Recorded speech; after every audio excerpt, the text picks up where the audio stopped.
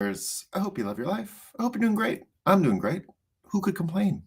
It's a great day. Bitcoin pumping. We love these days, right? These are the fun days. Quentin. Good morning, Quentin. Hope you're doing great. Ben. Good morning, team. The after party to the after party is getting exciting. Indeed. Hoddle T. Washington. Good morning, Breakup Wizards and Witches. We're going to be talking about wizards and witches today. We love it. Robert. Good morning. How sweet it is. Indeed, Daniel. Good morning, Bitcoiners. B for victory. Bomatan. Good morning, Bitcoiners. Aqua Lodge. Good morning. We got a coffee. We got a sun.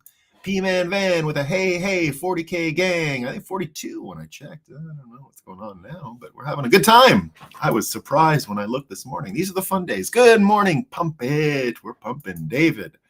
Good morning, plebs. 621 exahash.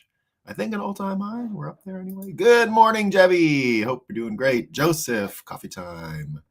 The AS attack. Good morning, plebeians. Number go up. Dave with a good morning indeed. Let me know if the Russians are coming in on my audio. I had another Apple breakdown this morning where I don't know what's going on. They just didn't charge. Stupid AirPods. That noise of AirPods running out of battery is one of the worst noises on planet Earth. Like, actually, if they want to torture me, if anyone wants to torture me one day, boop, boop, boop, boop, just put that in my ear for hours and it will do the job. Boop, boop, boop, boop. I put them in, even though they were supposed to be charging all night so that I could use them today. And then I put them in. Boop, boop, boop, boop. Oh, my God. But the good news is my pictures are up today, so that's fine. And the other good news is the sun is up today. The sun is up. Sunshine Tech working great. Bitcoin, the number's up, but it's also running just fine. So let's have a coffee and talk about what's new.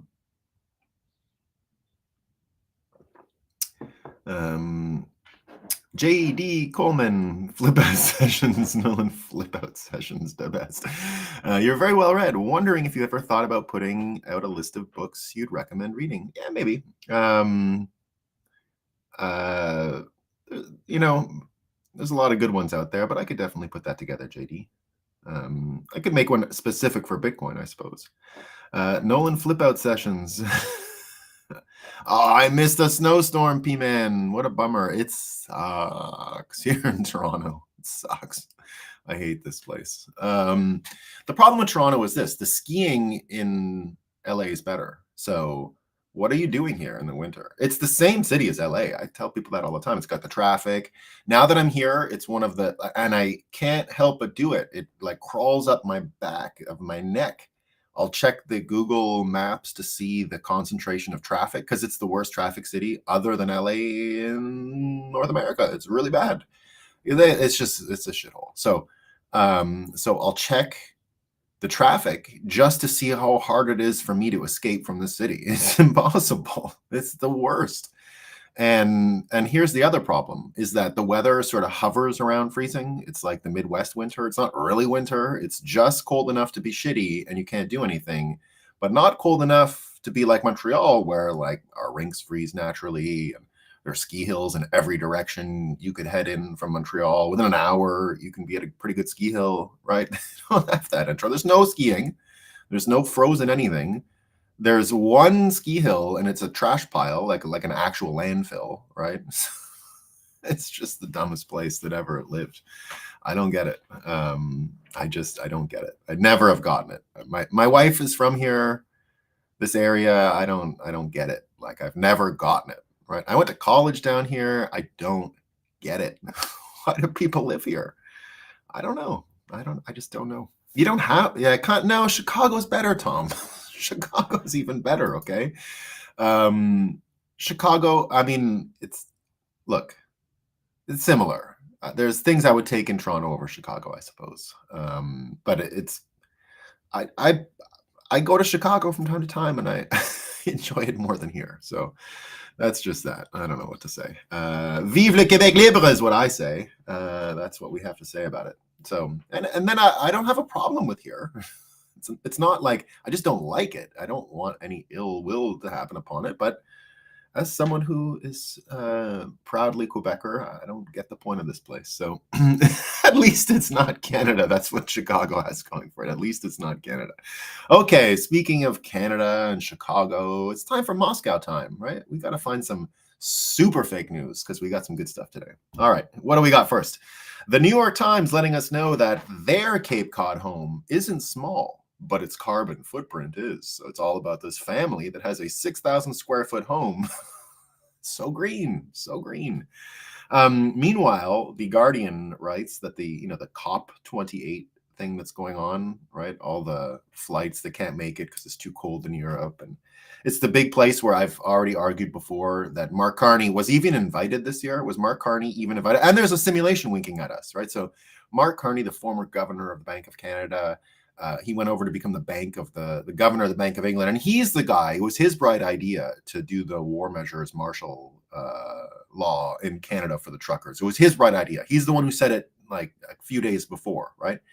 So he's honestly, this is my assessment of him in the end. So after he left his job with the bank as the head of the Bank of England, he got the gig to be in charge of the cope, whatever it's called, the cope 28, the cope with your loss, the cope with the end of fiat. He dealt with the cope money, right? So it started off, they gave Mark Carney at the beginning, before all of this stuff had become a known fraud, they gave him $150 trillion to manage. All right. So just keep that in your head for a second. They gave him $150 trillion to manage. And that was 2 or 3 years ago. It's his first job out of the governor of Bank of Canada, as I said. So he gets the 150 trillion, right? And then a couple months later, no, we don't want to do 150. We want to do like 80, right? And then it goes down and down. I don't even think he's invited this year. I haven't heard one word of him, right? I haven't heard a single word of this guy. And so I don't think he gets any money anymore. So my argument is he's the largest, the greatest financial loser ever. There's never been anyone who lost more money than Mark Carney ever on earth. He's number one. I think it's true. I'm not trying to be a jerk here. I think that there has never been a human being who had X amount of money allocated to his ideas and then it was taken away. Now, he didn't lose it like betting on gambling stuff, right? But basically the world was like, we're going to give you a bunch of money. You're great. And then they're like, well, maybe you're not. Actually, you get nothing. Actually, don't even come to our party. So maybe it was just the jet. But here's the funny thing, right? Here's the simulation. So they're meeting down there. I'll give you the fake headline first. So first they get down there and the host, the UAE's Sultan Al Jaber, right? So he comes and he's got to be one, he's welcoming the cope people, right? The people who are coping with the end of the scam. So here's his headline. COPE 28 president said there is no science behind demands to phase out fossil fuels. So they all fly there, right? Mark Carney, I just, mess with me and I'll definitely enact the War Measures Act and make you all terrorists, right? Now, this whole thing, he has to go and listen, and he can't do the War Measures Act on the Sultan of UAE. So the Sultan of UAE just comes in and says, it's a scam. The science is a scam, right? None of the scientists are saying this. And remember, that's always the way to break it down, right? If ever you're dealing with NPCs that are worried about the end of the world because Greta's unhappy, the way to handle it is this, right? And this is like not a trick, or it's not like I'm not talking about the NPC enchantments and the dark magic and the counter spells that I wrote about in my book. This is just straight up how to deal with these people in normal conversation, right? So you don't get tripped up. So this is what you do. You do exactly what this guy said. Remember what his line was, right? There's no science behind demands to phase out fossil fuels. Remember, it's 3 questions when it comes to global warming. You have to break it down to anyone who is superstitious. So when you're meeting a superstitious person, right, who believes the world will end if they don't recycle enough, this is what you say. Yeah, the science is probably correct about global warming, right? Yeah, maybe, I'm not going to argue with the scientists who say, it went up a degree or 2, or what's going on with that, and then I'm not even going to argue with the second question, right? Is it going up? Yes or no? Looks like it, right? You can admit to that, right? Meet them halfway on that one. Don't waste your breath arguing whether or not the climate is changing, because it's always changing. So just leave that with them, right? Definitely changing. Just agree with them, right? Give them that one. Don't waste your time arguing it. The second question, also abdicate, right? Don't bother. Just cede the territory. This is like military strategy, right? Because you don't know and I don't know. So that's why you have to do it this way, right? So the second question being, do humans cause it? Just abdicate it. Just don't even fight over that territory. Yeah. Probably. We don't know for sure, but I would say that we have an effect on the environment, right? But it's the third question where you put all of your attention, and that's what this guy did. That's what everyone has to do. It's the third question. What are the effects of climate changing? Yes. Humans causing it? Yes. What are the effects? No big deal. It's probably no big deal, right? Or if it is a big deal, we're going to solve it, or none of these people can predict the future and we're going to be able to manage it. So stick to the third question. That's what this fella did. It always works, right? And you won't get any confusion with all the Greta people if you do it that way. So there you go. That usually works for me. Yeah. So Mark Carney, the top Davos loser. He is. Here's the simulation. Want to hear a simulation wink? And this is also a prediction that I made. All right. So I made a prediction in one of the first ever Breakup shows.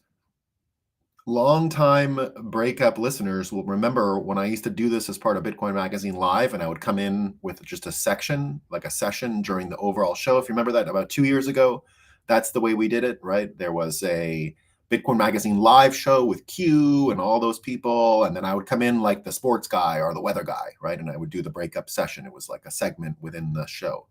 And the segment that I did at the time, I predicted 2 years ago that beautiful American aircraft carriers would sink into the sea because of drones or some technology we haven't seen before, but that basically the very symbol of the World War II victory and the main master node of the petrodollar, the aircraft carrier apparatus, the aircraft carrier propagation system, would fail. And we would watch one of America's beautiful, expensive, gorgeous aircraft carriers sink under the waves, and it would look like that. So nothing has sunk yet, right? But nearby UAE, what we found out this weekend is that the U.S., I'm not sure if it was an aircraft carrier, but it was a major ship. And what was it called? It was called the Carney.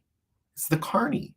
So right near Copa, Mark Carney, not invited, but the Carney ship, the USS Carney, I'm not kidding, I'm not making this shit up, right?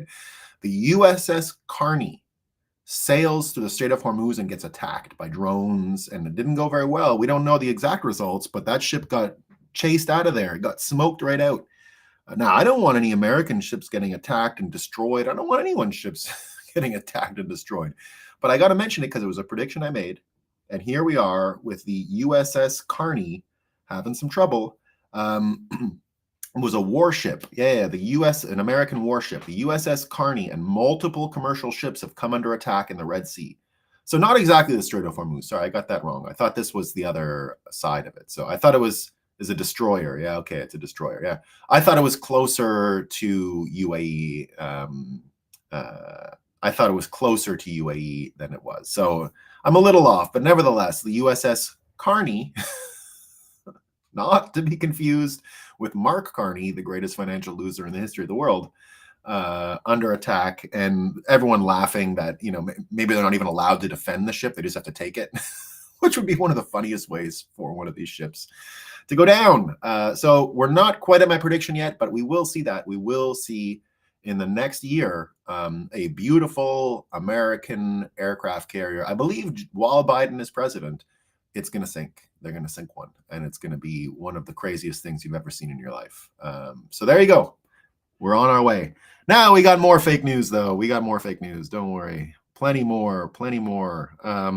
This one's pretty good. So the new inflation reason is dropping, and I saw Tommy sent me a note saying that at Bitcoin 2024 in Nashville, Tennessee, we're of course going to have a bit of a Bitcoin museum, and as a segment we want to do a Moscow time thing where we're going to do like the history of whatever fake shit they throw at us. And one of them should be, because it can be a hilarious narrative, is to track this inflation thing, right? It was, remember when inflation was transitory?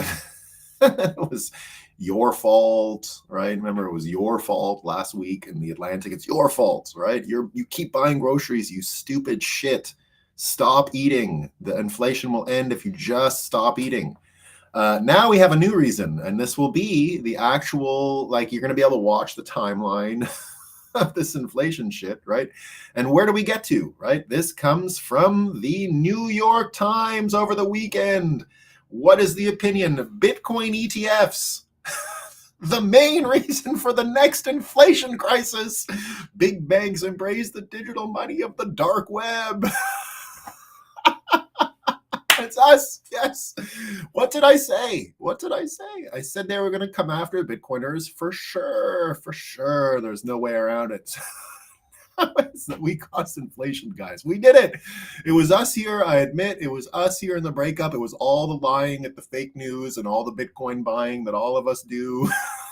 We did it, guys. We did it. Inflation's us. Too good. But it gets better. We're not done with Moscow time, right? So again, today, Moscow time is going to bleed into, photoshopped. Oh, no. Okay. Bob Malakis. Never mind. I got fooled. Okay. Although it was perfectly. Yeah, I believed it. See, you don't know anymore. Remember, remember, the whole trick with Moscow time is that you're not allowed to give a punchline, right? You just have to read the news straight. And that's why we even have Moscow time, because you're not, the point is the headlines are humor, right? Like, you're not supposed to actually be able to tell the difference anymore between fake news and real news, right? Because they don't distinguish. So why should we? So that's the segment. Thank you, though. One of the things that we it's the reason why I don't call this ever like a podcast or something like that, right? We'll be like, do you have a podcast? I'm like, not really. I don't know if the breakup is a podcast per se. What I do think it is people coming together to figure out what the news is, right? Now, I understand I lead the monologue here and all that, but it's very important that it's live and there's interaction. Many times people have tried to make the breakup a canned, scripted kind of tighter, shorter. I get all that. I get why you'd want to do that. It's kind of easier to get a sponsor or to sell the show or whatever. I get why you'd want to do that. But I keep explaining to anyone who would suggest that and see it through, that the actual benefit of this is that it's live and that I can interact with the audience in order to get fact checked or whatever we need to do, right? Because I'm not coming here telling you I have all the answers, right? I'm just here saying this is what I think is good for Bitcoin and what I think is relevant in the news today and all that stuff. So anyway, thanks, Jeffy. Did not know it was real. It was indeed perfectly executed, but I fell for it. So there you go. This one is real, though. Okay, and this one is real. It's not Israel, but it is real. And Vasily, who is a regular here, has submitted this to us, and it's from The Economist, and I'm sure some of you have seen it already, right? I'm sure some of you have seen this one already. It is from The Economist. The Economist underlining what a fake piece of Moscow time they really are. They ought to change their headquarters from London to Moscow today with a headline like this. Here we go. Are you ready? Donald Trump poses the biggest danger to the world in 2024. This is what his election win would mean for America and the rest of the world. There you go. Yeah, I know, Billy. Sorry about that. I knew that. Yes. All right. So here we go. I'm going to read a little bit because there's a paywall. I didn't go further, but I just want to show you the beautiful writing, right? These guys are really great writers, right? Here we go. A shadow looms over the world. In this week's edition of We Publish the World Ahead 2024, our 38th annual predictive guide to the coming year. And in all that time, no single person has ever eclipsed our analysis as much as Donald Trump eclipses 2024. That a Trump victory next November is a coin toss probability is beginning to sink in. Mr. Trump dominates the Republican primary. Several polls show him ahead of President Joe Biden, the leader of the free world. In swing states, in one for the New York Times, 59% of voters trusted him on the economy compared to just 37% for Mr. Biden. So there you go. We got a... For decades, Democrats have relied on support among Black and Hispanic voters, but a meaningful number have abandoned the party. It gets better. We're not done. We're not done. Washington Post had to jump in too. Opinion: a Trump dictatorship is increasingly inevitable. We should stop pretending. And it's by Robert Kagan. If you don't know who Robert Kagan is, I'll tell you. So Robert Kagan, according to Glenn Greenwald, is Victoria Nuland's husband. Who's Victoria Nuland?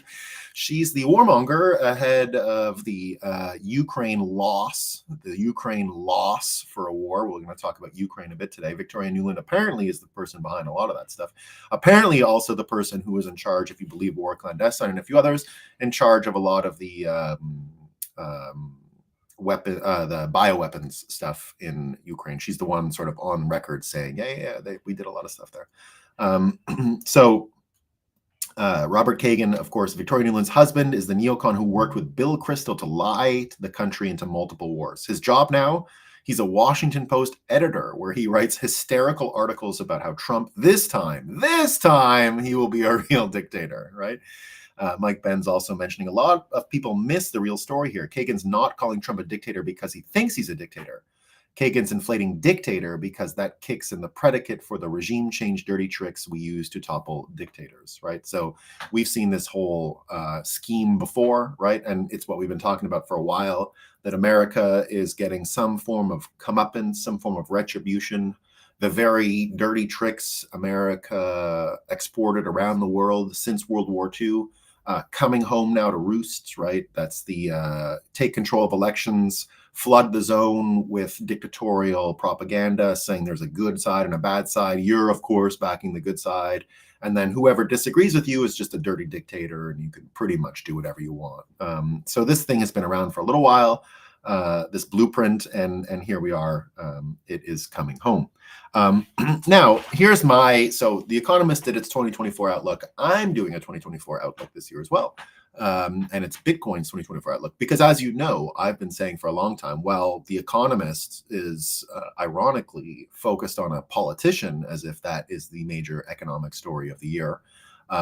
Of course, we here on the Breakup are much more interested in Bitcoin's 2024, although Trump is tied to it. He is not the keystone of 2024. Bitcoin, of course, is.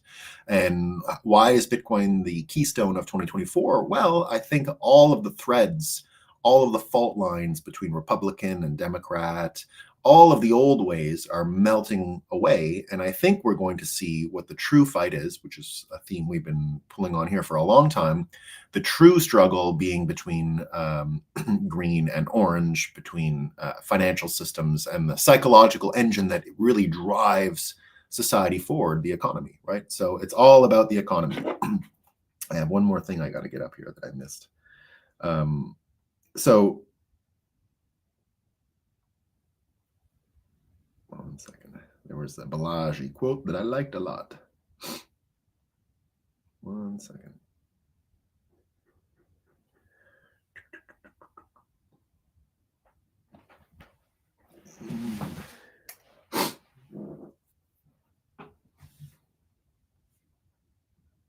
One second.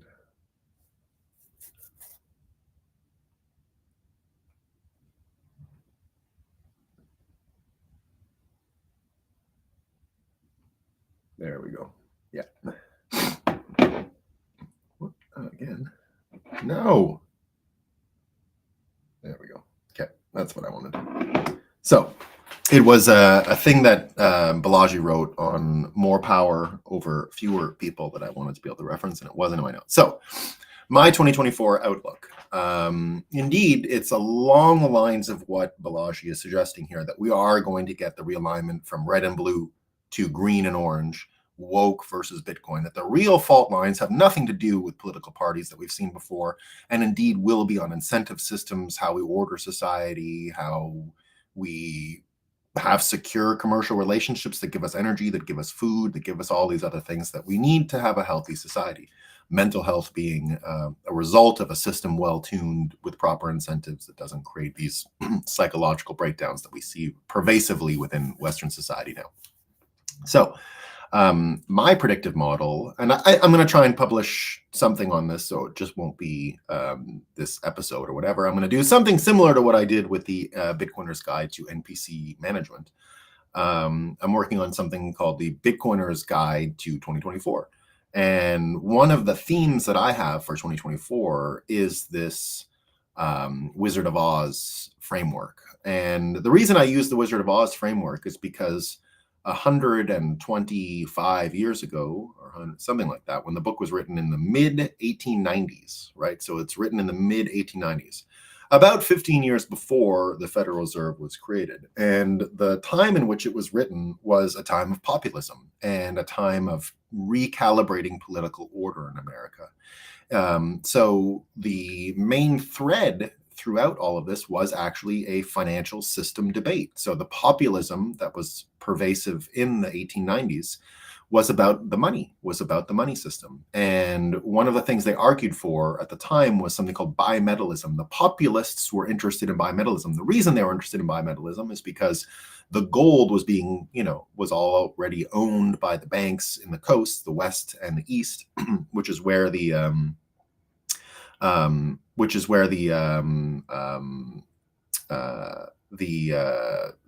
bankers were symbolically located, right? The East Coast banking and the West Coast banking. So Wells Fargo would be a U.S. example of West Coast banking, and JP Morgan and all these folks you would recognize would be the East Coast banking. So the witches, in the case of the Wizard of Oz, were the bankers who had gold. Now, the populists were arguing for a bimetallic system, silver on gold. So the movie The Wizard of Oz, we've said it many times, didn't get it exactly right. They changed it. The Wizard of Oz movie made ruby red slippers on the yellow brick road. In the book, it was silver slippers on the gold brick road, and that was to symbolize what bimetallism was. Now, the reason I bring up bimetallism is because that is what El Salvador has. El Salvador uses a form of bimetallism, which is the two currencies of El Salvador. One is pretty good for purchases of small things. One is good for saving, right? And that's what bimetallism does. The reason they wanted this is because the farmers and these other folks had a lot of silver, and that was the main currency of normal people, whereas the banks had gold. So they wanted a double system, which would allow for a lot more financial flexibility, financialization. The farmers wanted loans and things like that, and they didn't have gold to collateralize, and there wasn't any fractional reserve lending, so that wasn't open to them. Silver was less good for the lending stuff and for any form of semi-sophisticated financialization. So it turns out that the tornado, right, is the actual winds of populism. You can think of the tornado as what we're experiencing today, right? It's just a topsy-turvy political environment that changes everything. But here's what happens in the story, The Wizard of Oz. In The Wizard of Oz, Dorothy, of course, kills one of the bankers, and it's a big deal, right? Which is sort of what happened. But now she meets a bunch of people along the way. And these people represent a type of coalition that she brings to Oz, and Oz being Washington, D.C. in this case. So the coalition looks like this, right? The Munchkins, right? The Munchkins. And what I'm arguing is the coalition from the 1890s is more or less reforming now. And that's the political realignment. So the coalition isn't really assembling necessarily under Trump or under a Republican banner, but the coalition will assemble and is assembling as we see it under this new financial system that we're going to become more and more attuned to and aware of. Javier Milei, for example, is out there actually talking about bimetallism, right? He's capable, and as a great persuader, is able to actually make this very simple subject, bimetallism, make sense to people. And it's as simple as this, right? One currency for small transactions. In this case, silver was good for consuming and stuff like that, and another for saving. That was the gold. Now, the system has changed a little if you think of it in terms of the US dollar and Bitcoin. But what it ends up looking like is the US dollar is indeed what we've been arguing here for a long time, political money. It's policy-based money. It is food stamps, right? It is for small purchases, consuming, mostly for consumable items. And then in the case of El Salvador, and what I think is going to happen in Argentina, the Bitcoin will be the gold, the easy, low IQ way to save money, right? So And they're already in these Latin countries existing in some form of bimetallism today, right? If you go to Argentina with the inflation the way it is, so I went there in 2019 already, in Uruguay and Argentina, and already in 2019, and I mean, I went to El Salvador on the way home on that trip, and Bukele had just taken over, so I went to go check it out for various reasons. So I was down there, and if you ask any local in Argentina or Uruguay already at the time, how much money do you make? They would have to quote you in US dollars. They didn't know how much money they made in their local money. I had no idea. How much does your house cost? How much does that house cost? They would say it in US dollars. Now, if you'd go to a little restaurant and buy a croissant and a coffee, you would pay in the peso and the local money. They understood prices for small consumable things in the local money because inflation was affecting it, but not so much they lost track of it. Now, at larger numbers, they lose track of things. That's why they wouldn't be able to quote you how much they made. When they negotiated salaries with their work, they would do it in US dollars. If they negotiated the purchase of a house, it would be in US dollars. A car would be in US dollars. All those things, but never would they do it in their local money because it made no sense. They couldn't keep up, right? There was no way to reference the price. There was no way to benchmark it to their local money. It was useless as far as a unit of account went, right? That was broken. So they're already living through a type of bimetallism, except the US dollar is the gold and the shitty political money is their garbage money that they print. So the problem is silver slippers versus the red ones. Yeah. So the problem is, in the end, the US dollar, of course, is not gold, and it's being affected the same way that Argentina was, which is why that's been Balaji's main line of attack, that the powers that be in the United States that run the Federal Reserve have turned America into Argentina. And I think that's true. I think they have. I think the Biden administration was such a failure that they have turned America into Argentina. And I don't think Trump gets to do what he did in 2019. Trump launched what I call the most effective attack ever on Bitcoin, ever. His 2019 quip about not being a fan was actually a point blank punch in the face to Bitcoin. Now, it still just reminds me of that scene from the Avengers Endgame movie. Remember when Iron Man has all of his suit engineering and he's got torque and rocket boosters and everything, and he's fighting against Thanos, and he does all these tricks and he gets one punch and Thanos bleeds, and Thanos says to him, all that for a drop of blood, right? All that ingenuity and circus tricks and everything for a drop of blood. Now, that's what it was, right? Trump being Iron Man in this case, using all of his rhetorical persuasion, all of his abilities, and he landed a punch on Bitcoin. But in the end, it was this, right? It was all that, right? But it was the only one I've ever seen. I've never seen anyone lay a hand on Bitcoin that way in my life. Because everyone else uses arguments, it could be hacked, countries will shut it down. These are all stupid. These are stupid answers, right?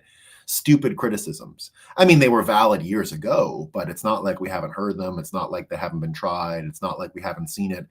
Bitcoin, of course, shrugged off Chinese attacks for years now. We don't care. Stupid Chinese attacks on Bitcoin. Give me a break. And that's about as good as they're going to do, right? So this idea has existed for a long time, and we've heard it all. But what Trump did was completely flip that around, right? To say he's not a fan, it hurt, like, because it's not a real argument. It just means you're not cool and all that. One second.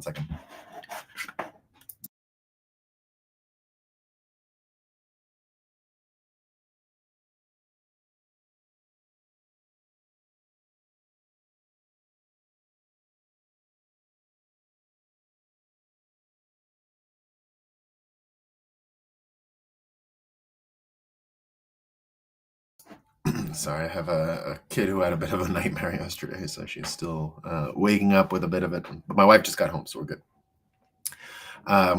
She slept next door at my sister-in-law's house by accident last night, so that's okay. But we had fun with the kids in the morning, but she's here now.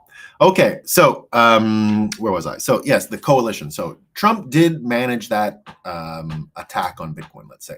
But he's not in the same position he was in 2019. The Biden administration has been so terrible for the United States that he doesn't have the luxury anymore of just pumping the US dollar. And it's why I said for a long time, as a major 2015 Trump supporter, right?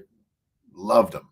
Now, I saw what was coming in the summer of 2020 and embraced the inevitable and said, well, if they really don't want Trump around, as a Bitcoiner, it's definitely better for me to have Biden. It's definitely better because it's accelerationism, right? Biden is the best candidate at the time, the most corrupt, the most blackmailable, the most in the bag for all these people, that it would really be amazing for Bitcoin, right? To have such a corrupted president, such a corrupted system, that it would be hard to ignore going forward after if we are correct about everything we've seen. And I think we are. So what we get out of a Biden one-term presidency is Trump not being able to make the same assessment that he did in 2019. In my thought at the time, Trump as president for 4 more years would have just delayed Bitcoin because he would be so good at pumping the US trash token that with him behind the US trash token and no wars, no one attacking our aircraft carriers, no sinking aircraft carrier, right? Now, again, a sinking aircraft carrier destroys the nodal network of the US dollar, right? It is the main propagation system. It doesn't work without the broadcast of an aircraft carrier. It doesn't. It fails immediately. Even now that US aircraft carriers aren't ubiquitous in the seas, commanding the seas entirely, has created this situation where you've got BRICS and you've got people saying, I don't want to buy oil for US dollars anymore. I want to buy it for some other shit token, right? Other trash tokens. So you see the Chinese buying oil with their trash tokens. You see Brazil saying they're going to buy oil with their trash tokens, right? Everyone's trying to buy oil with their trash tokens. And I think it's going to happen, right? So as part of the coalition here going forward for Bitcoin, what you've got to understand now is that just like when Dorothy wakes up, she's around the Munchkins, right? Now, the Munchkins were people who remembered a time that was better and who lived through an oppressive regime and were thankful that she killed the one witch who was destroying their quality of life. And they had a very fanciful and fun quality of life, a lot like Americans, right? Americans had a fun, fanciful quality of life until all this shit happened. And suddenly the Munchkins, the lollipop gang, and they want to eat their candy and have a nice time and sing their songs and do all this stuff. Well, the truth is that the Munchkins, right? This group of people who, if you take the populist analogy, were just the normal American people, and their stuff had been destroyed by bankers, and they sort of remembered a better time, didn't really understand what had gone wrong, but knew they'd been screwed, right? So these are the MAGA people. This is MAGA, right? So MAGA, nowhere near the Bitcoin radar in 2015, nowhere near it, right? 2020, nowhere near the Bitcoin radar. They're worried about Woodstock elections. We're going to save the republic. Don't steal the election, right? Whereas Bitcoiners like me were like, well, if they steal it, it will be pretty good, right? For the overall change and for accelerationism. So again, I never embraced Biden as a human. I embraced him as an utter failure, a world-breaking failure, which is what we needed, right? Trump was too good. If you want real change, you don't want to delay it like Trump was able to do. You want real change. And so we have it, right? That's why I always tell people I voted for Biden 5 times. He's the best. He's the absolute best for what we were doing. But now that we have the one example, we don't need him back, right? And now you can have Trump back, and Trump has to deal with a new situation, which is that Trump absolutely cannot say he's not a fan of Bitcoin anymore. He's got to embrace the inevitable. If he's going to save the US dollar, he's got to embrace bimetallism the same way that Vivek has, the same way that Bobby Kennedy has, the same way that Milei has, right? And Milei's not going anywhere. This guy is the funniest guy going. Did you hear what Milei said about... he jumped in on the trans thing. So I don't agree with this. I'm a pro, people come in all shapes and sizes, and as long as it's not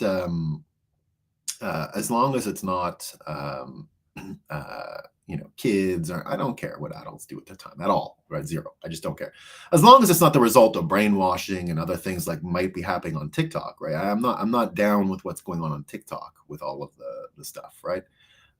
It looks like the Mulvaney is a victim of elastic brain getting overheated on TikTok. It's sad. Anyway, I want the best for Dylan Mulvaney, put it that way. But here's Here's what Malay says is going on, right?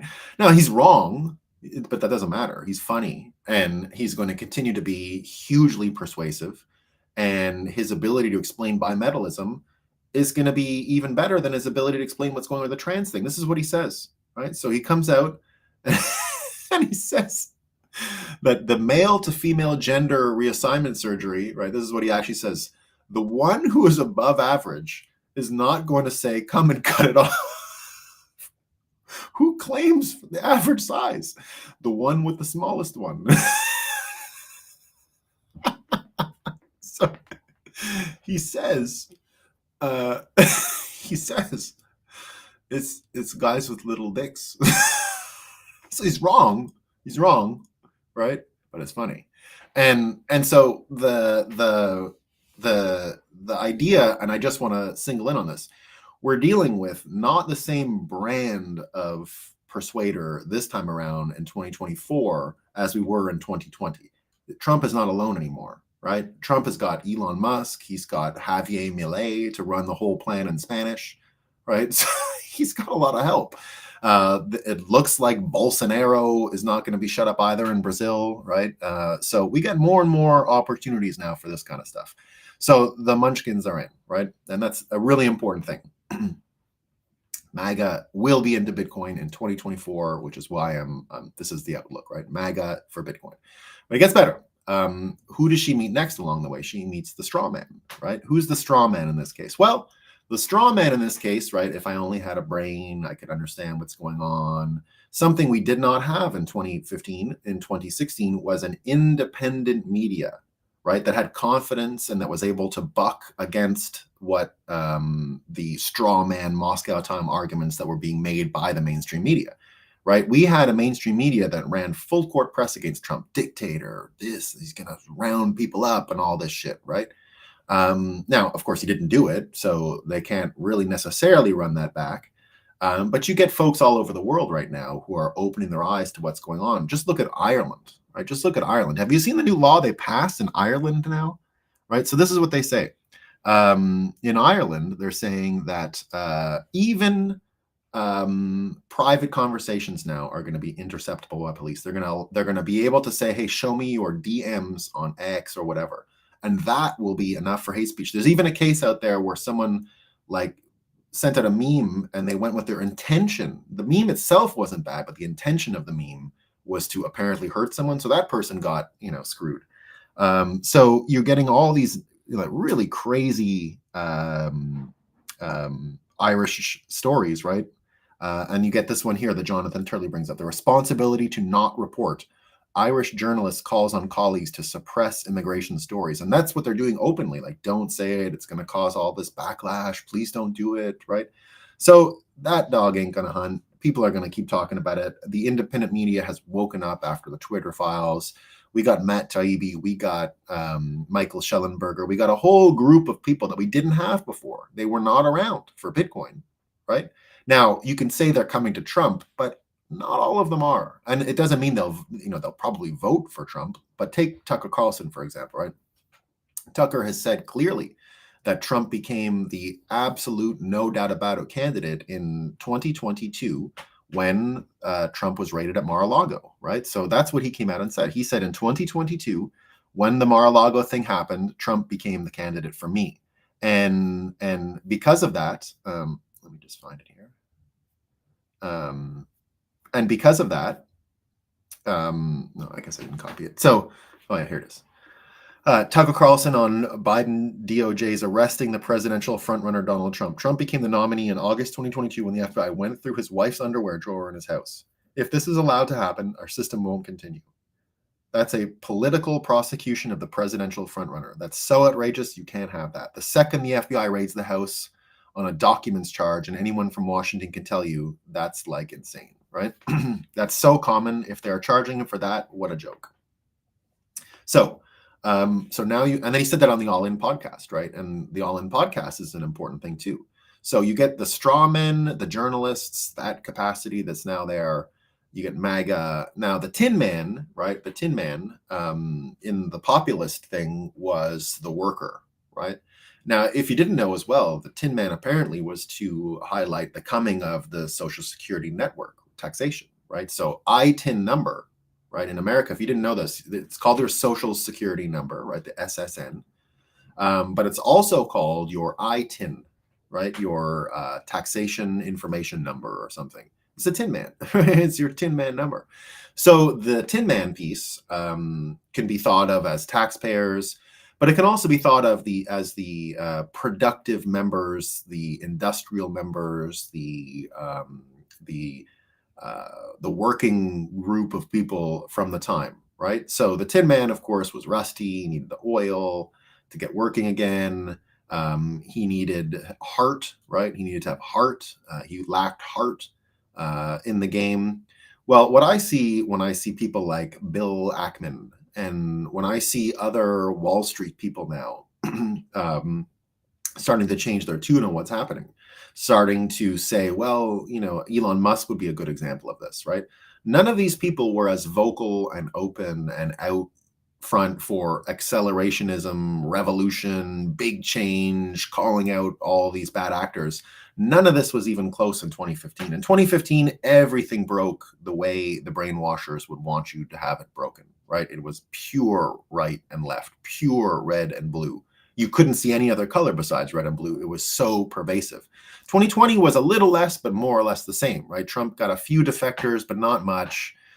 Joe Biden was your nice uncle, right? He was a nice guy. he was gonna make America not an embarrassment on the international stage, right? He's everything you needed, right? So that, of course, did not work out. Now we see that Biden is here's the Biden rule that will take lunch money from schools that reject progressive gender and sexuality agenda. Right? So he's gone like to the point where most Americans think that he doesn't have any single one of his own opinions anymore, and he's just getting blackmailed and doing shit that other people want him to do constantly, all the time, in every case, except the one case where they would probably like him to go, which is not run again. But he has to, because if he doesn't do it, he goes to jail, right? So we have a difference now, and the coalition is there, where they'll get all of these wealthier people, right? All of these, Wall Street folks, energy companies, BlackRock with the ETF, right? What's going on with the BlackRock ETF? You get Janet Yellen saying, "Oh, there's going to be a soft landing, right? There's a soft landing coming. I see it, right?" Maybe she's right. I think the American economy in some ways is doing great. So, but you're going to have a difference now where people don't want to go along with it because of the politics, because of the regime choices that were made. So you have a whole new vein of resistance that wasn't there before, not necessarily aligned with Trump, but absolutely aligned with the misappropriation of capital, with the crazy shenanigans that have been going on. So there it is, right? Now, next, this is a really important one as well, and this is the cowardly lion, right? So what is the cowardly lion? The cowardly lion would have been folks who were populist, right? Populist politicians at the time in the 1890s, but that didn't want to actually fight, right? So they would be a little timid. I'm with the populist stuff, but then they'd sell you out immediately, right? So what do we know from what we saw in 2020 and 2016? I think the cowardly lions then and now are sort of the high IQ individuals, right? So Bill Ackman I used in the example of the Wall Street folks, but it's not just them, right? Take a guy like Jonathan Turley, right? One of the best lawyers out there, who I would say is not a Trump guy, right? He was not in the bag for Trump. He tried to play it square all the time when it came to legal issues. Jonathan Turley, sort of tried to be a middle of the road journalist in 2015 and 2016, 2019, 2020. But an effective, not a journalist, he's a lawyer, pardon me. Tried to be pretty effective, right? And this is what I think of as a high IQ type of person. Bill Ackman would be the same, right? So Bill Ackman, if you saw this letter that he wrote Harvard, right, just basically saying, you guys are a shithole, and I will not give you another dollar, right? So Harvard, gone, not effective anymore. But here's what Jonathan Turley is writing about, and he uses Alice in Wonderland. So here's my main prediction, though. Here's my main prediction. Until now, Alice in Wonderland has been one of the more important Bitcoin-related books, right? Down the rabbit hole, the Matrix thing, Follow the White Rabbit, da da da da da. And here we get Jonathan Turley using Alice in Wonderland to make a point about the fraud case about Trump. What I'm saying is, in 2024, Wizard of Oz is going to become one of the main rubrics, one of the main things that Bitcoiners use to, chart the change and chart where we're headed, chart what's going on in the world. It had been Alice in Wonderland. I think Wizard of Oz is going to make its, triumphant debut in Bitcoin consciousness in 2024. But here he is talking about the previous fairy tale involved in Bitcoin consciousness, Alice's Adventures in Wonderland. So here's what he says, right? So he wrote a column on the bankers, the banker case against Trump, right? This is the one where he misvalued his building or whatever, right? So remember, the judge just declared him guilty. And now in sentencing, right? In sentencing, they brought the bankers, Deutsche Bank, before the court, right? And what did they say? So he calls his column Curiouser and Curiouser. So that's what he's saying, right? And we're talking here about the Letitia James case. Again, someone said the other day that I'm the Forrest Gump of all of the Bitcoin stuff. It might be true. From the very beginning, right? From the very beginning of my time in this industry, Blockstream, for example, comes from Montreal. And a lot of the core devs were coming through Montreal in the early days. At the same time, I was working in the co-work space in Toronto next to Vitalik. And Vitalik was writing for Bitcoin Magazine, but also creating Ethereum. So I was just like getting firsthand knowledge from everyone, right? Ethereum's a scam. And then, core devs would, I was just in the right place. I could understand what's going on. This continues. I could tell you all the times I was in the middle of the room for the scaling wars, for the New York agreement, all of it. I was just there, right? And just saw it all happening. The launch of the futures markets, all of it, literally all of it. And now with all this litigation going on in the industry, somehow I'm also related to all of it, right? Barry Silbert getting sued in New York with the AG, that affects me. The Kraken case with the Attorney General and the Secretary of the Treasury, that affects me, right? The Federal Reserve and the Illuminati suing Bitcoin Magazine, that affects me, right? So there you go. We get a lot of this stuff. So in the middle of it all. So here's what Letitia, that's the one we have with the Barry Silbert and DCG case. So here's what happened, right? So they bring in the bankers that Trump dealt with, right? So remember how stupid this is, right? They said that Trump lied to a bank, and they're trying to make you think that the bank listens to what someone says. Like if I went to the bank right now and say, yeah, I want to take a loan out, I want to collateralize my car. My car is actually worth $12 million.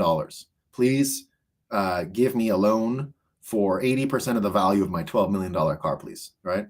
So that's what she's saying he did, right? And she's saying, no, the car is worth way less. Okay, maybe, even if it is, do you think the bank listens to one person who says this is what it's worth? Of course not, right? So they had to bring the bankers. So he's already been declared guilty, right? But they're doing the sentencing or whatever. And they bring the bankers, and they got to get some testimony from them finally, right? But it's not what you think it is, right? What did they say? They said, actually, he's a whale of a customer, best customer we've ever had, the kind of guy we look out for all the time, the kind of customer we definitely want. We didn't lose any money, right? We made some, right? So this is what they say. The two bankers were called by the defense, right? Rosemary Vrablick and David Williams worked on Deutsche Bank loans to the Trumps for years, and they testified that the banks made millions and viewed Trump as a much sought-after whale client. very high net worth individual. That net worth, and she testified that net worth is subjective in such documents as property valuations and are offered as mere estimates. It is not uncommon for a bank's estimates to differ from a client's. So she's saying basically we didn't believe them, which is always the case. They never believe the customer ever, right? So they were happy to deal with his family and extended conditions which allowed added benefits of flexibility, rate, and service just to get the business relationship. The judge then seemed irritated by the testimony, and when Trump counsel asked why the bank was so eager to secure future loans, Engoron snapped back, "They're trying to make money. Why wouldn't they be interested?" So they're making money off of them. So the crime is that they made money off of them, right? The eagerness could prove the court's undoing, however. Some of Engoron's earlier orders are currently under review, yet it is James' demand for the effective dissolution of the corporation and $250 million in penalties that would push the case beyond the curious into the unconstitutional. So we'll see what happens. Doesn't look like they're going to get anywhere in the end, right? But there you go. You've got, I think anyway, what looks like a coalition that's coming together of high IQ individuals. They weren't around Bitcoin. High IQ Wall Street public intellectual types, right? Weren't really around the last time. The media, the independent journalists, not really around.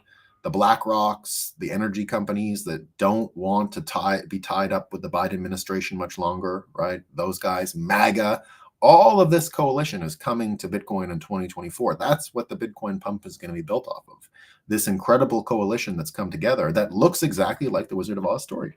And here's Balaji's take, right? So this is Balaji saying something similar, and I'll explain what he's saying, right?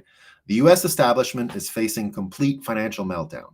As such, it wants to gain control over as much of the world's finances as possible to pay its unpayable debts. Instead, it will likely exercise more power over fewer people because the empire is imploding as quickly as its ambitions are expanding. Recall the Blue America has chosen, and this is where I see the coalition. Recall that Blue America has chosen the path of simultaneous conflict with tech, Trump, Russia, China, and Bitcoin. He puts crypto and Bitcoin separate, which is true, right? So I'll read it again. Simultaneous conflict with tech, Trump, Russia, China, crypto, Bitcoin, and more. And it's taking serious L's on each of these fronts. For example, they lost Twitter to Elon. They need to jail Trump to stop him. They're losing in Ukraine. Their sanctions aren't working in China. The SEC is failing in court. And their best financiers, H2 BlackRock, are defecting to Bitcoin. Blue America is also at war with itself internally as the far left and center left tear each other apart over Israel and Gaza. And due to diversity quotas, many of the left, white and Asian guys who kept the party going were boxed out of the Biden administration, which has caused an underreported competency collapse. Meanwhile, there is plenty of Dem-on-Dem violence within blue cities, where with total one-party control, Blue America chose to cake their streets in feces and caused a backlash as a result. Everyone from red governors like Ron DeSantis and blue mayors like Eric Adams now publicly states that blue cities are disasters. I mean, just the fact that you can read this shows how much soft power Blue America has lost. Their censorship regime has a gaping hole in it thanks to Elon Musk. Recall how blues used to be utterly hegemonic even a few years ago, right? I remember that. And at the point they'd jump for you for a stray, like now no one likes them but other blues, and only their hard power remains, which is enough to oppress those unfortunate to live under Blue America, but unfortunately not enough to oppress the world. So he goes into the war on crypto. There's the Subway sandwich thing and how retarded they're getting. So there you go, guys. Balaji, by saying that we have this coalition that didn't exist before and that these folks have taken on, you know, the green lobby, the actual green, imagine they're rebranding themselves green to support the dollar. So it's really going green and orange, guys. So the greens and the blue, which is really going to be the greens, who will tell you what to do with your money and all this, and they have the bright ideas. Trust them. I saw this thing in Montreal the other day. It was hilarious. It was hilarious, right? Our streets are just absolute shit in Quebec, and the holes in them and everything. And someone was like, "Well, why don't they start with the streets before they try and fix all of the world and global warming, right? Just start with the streets." And I'm there. Start with the streets, and I think a lot of people are going to be there soon. So. What you have and what he's describing is this simultaneous fight, right? They can't win it all. And in the end, Bitcoiners are going to be the actual organizing principle for this coalition. Trump will be a part of it. Trump will be a part of it if they don't kill him. We'll see. All right, guys. That's what I got for today. I hope you had a good time. I hope you learned something. I will be doing my counter to the Economist 2024 guide outlook. Mine will be better. It'll be about this Wizard of Oz stuff. This was a sort of attempt to work out these ideas. I've done it a few times now, but I think when I finally write it, it's going to be great and will make a lot of sense. Trump is in a unique position of having the bulk of his net worth tied up in real estate. Bitcoin lowers the cost of real estate, screws up his collateral and borrowing power unless he buys BTC. Very good point, Billy. Yeah, no, he's going to get it. He's going to get it. And I believe he's going to say something like, "I'm a fan now." And it's going to be just as his only attack ever that was successful and he landed a punch on Bitcoin, the reverse of it is going to be beautiful, right? He's going to say, "I am a Bitcoiner," right? And it's going to be great. I always amazed at the Wizard of Oz oddities and lore. Maybe Simulation Wink. Gonna listen to Pink Floyd now. Homemade. I think we're going through Return to Oz, not the Wizard of Oz. Yeah, that's what it looks like. Yeah. Irish thought police are here. Yeah. We need Breakup Oz merch. Yeah, maybe. Yeah, good idea. The Greenies have phony solutions to phony problems. There, Nolan was drinking Dr. Pepper. I got I bought a, you know what they got here? I've been drinking them, these prebiotic sodas. You ever tried these things? Because I haven't had a drink of soda and like a soda pop, like a soft drink, like a Coke. I haven't had a Coke in 6-7 years, maybe more. But I saw these ones the other day that they have a very tiny amount of sugar and everything's natural. It's like the really old recipe. And they got some herbs and they taste just like a real Dr. Pepper. They're apparently good for gut health. So I've been drinking a couple of those the past week. I will not get into soda drinking again, but it's been fun. All right, team. I shall see you all later. Peace.